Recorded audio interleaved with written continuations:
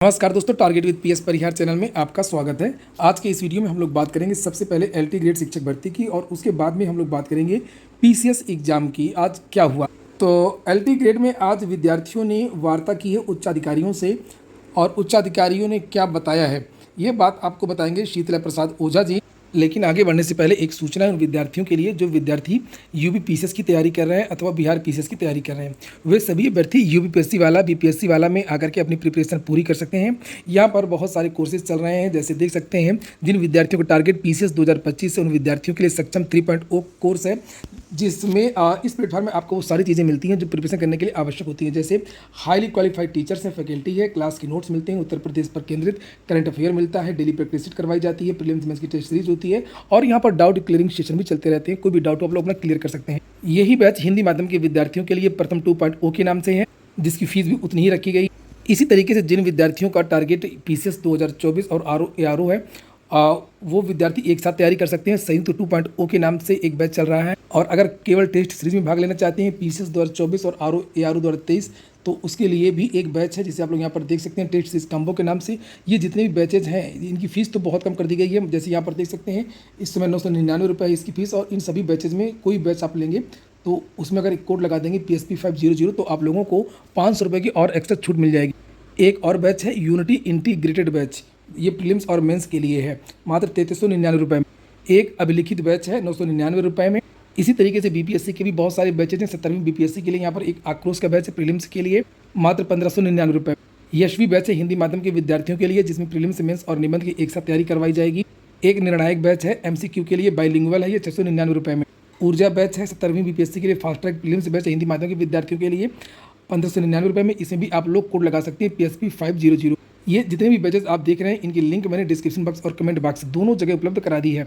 चलिए अब बात करेंगे अब LT GIC भर्ती की। चूँकि अभी 2 दिन पहले एक धरना प्रदर्शन हुआ था, आप लोगों ने देखा भी होगा TGT और PGT का। उसमें स्थिति पता चल गई है कि TGT PGT में क्या चल रहा है और कुल मिलाकर के अभी कोई भर्ती का अध्यापन इस समय नहीं आया है। और आज हम बात करेंगे LT की। तो LT में क्या चल रहा है इसकी स्थिति को लेकर के आज विद्यार्थी अपर शिक्षा सचिव माध्यमिक राजकीय अजय द्विवेदी जी से बातचीत की है शीतला प्रसाद ओझा जी ने। ओझा जी, आपका बहुत बहुत स्वागत है। आप बताइए छात्रों को कि आज क्या वार्ता हुई है और अधिकारियों ने क्या आश्वासन दिया है भर्ती को लेकर। योगी छात्र प्रतिनिधि मंडल का एक शिष्टमंडल मुलाकात किया, जिसमें कि अजय द्विवेदी जी से हमारा सबसे प्रमुख मुद्दा जो था LT GIC के समकक्ष अर्हता विवाद को लेकर के। क्योंकि मैं देख रहा हूं कि 6 वर्ष से लोक सेवा आयोग के द्वारा और शासन के द्वारा जो ढोंग पीटा जा रहा है डबडबा लेकर के, डबडबा लेकर के कि LT GIC प्रवक्ता का समकक्ष अर्हता विवाद अभी आपने देखा होगा कि सॉल्व हो चुका है, कई बार पेपरों में आया है। तो मैं उत्तर प्रदेश के उन 20 लाख टकटकी लगा रहे जो हमारे नौजवान साथी हैं, मैं भाइयों बहनों को मैं बताना चाहता हूं कि मित्रों, हमने शिक्षा सेवा चयन आयोग पर 15 अक्टूबर को हम लोगों ने एक बड़ा आंदोलन किया, जिसके हमने आयोग की जो पूरी तस्वीर थी शिक्षा सेवा चयन आयोग की, मैंने साफ कर दिया। और इसी तस्वीर को साफ करने के लिए आज मैं प्रतियोगी छात्र प्रतिनिधि मंडल का एक शिष्टमंडल लखनऊ शिक्षा निदेशालय प्रयागराज श्री अजय द्विवेदी AD अपर राजकीय से मुलाकात किया। वार्ता के क्रम में मैं आपको बताना चाहता हूं कि LT GIC के समकक्ष अर्हता पर बहुत स्पष्ट कहा मित्रों कि समकक्ष अर्हता विवाद लोक सेवा आयोग से पूरा सॉल्व हो चुका है, निदेशालय और आयोग से सॉल्व हो चुका है। ये मामला भी शासन स्तर पे भी सॉल्व हो चुका है। लेकिन बहुत ध्यान से समझिएगा मित्रों, ये गंभीर प्रश्न है। लेकिन उन्होंने शब्द कहा, हमने कहा तो सर बताइए विज्ञापन आना चाहिए। फिर जो अध्याचन नया है इसको भी भाई हमने तो सोचा कि पुराने जो अध्याचन है और जो नया अध्याचन है दोनों को मिला के भेजा जाए सर लोक सेवा आयोग, ताकि LT GIC प्रवक्ता 2024 का जो नया विज्ञापन आना है एक बड़ी भर्ती हो। चूँकि BEd नौजवानों के लिए इस समय कोई वैकेंसी है नहीं, समझ रहे हैं कि नहीं। तो हमने कहा सर वास्तव में जो उसकी तस्वीर है वो क्या है, LT GIC प्रवक्ता के समकक्ष अर्थता भी। तो उन्होंने बताया कि बेटा मीटिंग जो है जो कैबिनेट की होगी उसमें जो प्रस्ताव पारित होगा उसके बाद ही शासन लोक सेवा आयोग को एक लव लेटर भेजेगा, जो नाखून से पत्र शासन वाले लिख करके लोक सेवा आयोग को भेजेंगे, तभी जो है LT GIC प्रवक्ता का विज्ञापन आना संभव है मित्रों। और मैंने ये भी उनसे कहा कि श्रीमान जी दुबे अपर राजकीय जी से मैंने बहुत स्पष्ट वार्ता में भी कहा कि महोदय 6 वर्ष से LT का विज्ञापन और 3 वर्ष से GIC प्रवक्ता का विज्ञापन न आने से प्रदेश के लगभग हजारों प्रतियोगी छात्र ओवर एज हो चुके हैं। इसकी जिम्मेदारी किसकी होगी? या हमारी होगी, या उन नौजवान साथियों की होगी, या शिक्षा निदेशालय की होगी, या जो ये लोक सेवा आयोग है इसकी स्थिति होगी, या शासन की होगी? तो हमने कहा सर ये ज्वलंत मुद्दा है, आयु सीमा में भी प्रतियोगी छात्रों को छूट मिलनी चाहिए। तो उन्होंने कहा कि बेटा ये मेरे बस की बात नहीं है, बहुत साफ शब्द है। और जो मुझे लगता है कि अजय द्विवेदी जी ने जो बताया वो वाकई में वही सही है। उन्होंने कहा कि समकक्ष अर्हता का विवाद तो सॉल्व हो गया है, लेकिन कैबिनेट की मीटिंग, हमने पूछा सर आप लोग शासन आते जाते रहते हैं, लगातार अटैच रहते हैं, हमने कहा सर शासन की मीटिंग कब होगी ये भी मुझे आज बता दीजिए। तो उन्होंने कहा कि 1 महीने भी लग सकता है और 6 महीने भी लग सकता है। जो चीज़ उन्होंने कहा मैंने लिख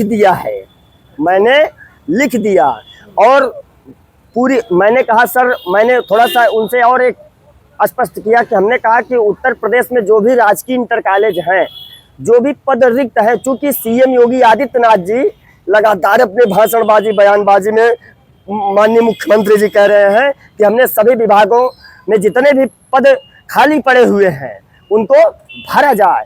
तो मैंने निर्देशित कर दिया है। अगर माननीय मुख्यमंत्री जी अपने भाषणबाजी में बयानबाजी में कह रहे हैं कि हमने सभी विभागों को निर्देशित किया है, तो क्यों नहीं पद जो है भरे जा रहे हैं?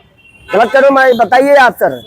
तो उन्होंने स्पष्ट, हमने कहा कि सर चूंकि हमारी एक बारात जो है वो लोक सेवा आयोग पर तैयार है जाने के लिए, जो हमारी एक बारात है, भाई बारात हम लेके तभी जाएंगे जब ये जो इसकी तस्वीर समकक्ष अर्हता की है सॉल्व होगी। नहीं वहाँ से जाने के बाद अगर बारात लौट आएगी, अगर दुल्हन नहीं निकलेगी अपने घर से, तो फिर बेकार है मामला ना।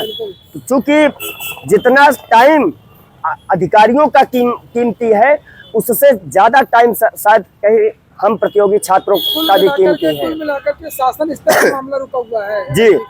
और मैं आपको बता देना चाहता हूँ सर, मैं बताना चाहता हूँ कि ड्राइवर योर बस, मुझे अब ड्राइवर को ट्रैक करना, अर्थात शासन को, माननीय मुख्यमंत्री जी को, जो भी हैं, और ये जो चाहे गुलाबो देवी जी मंत्री हो माध्यमिक के, चाहे कोई भी मंत्री हो, मंत्रियों माने कुछ नहीं, ये सब केवल एक स्टेयरिंग है। तो शिक्षा मंत्री के यहाँ जाते हैं कि रील बनाने के लिए, तो भैया मुझे रील नहीं बनाना है, बहुत क्लीन चिट है।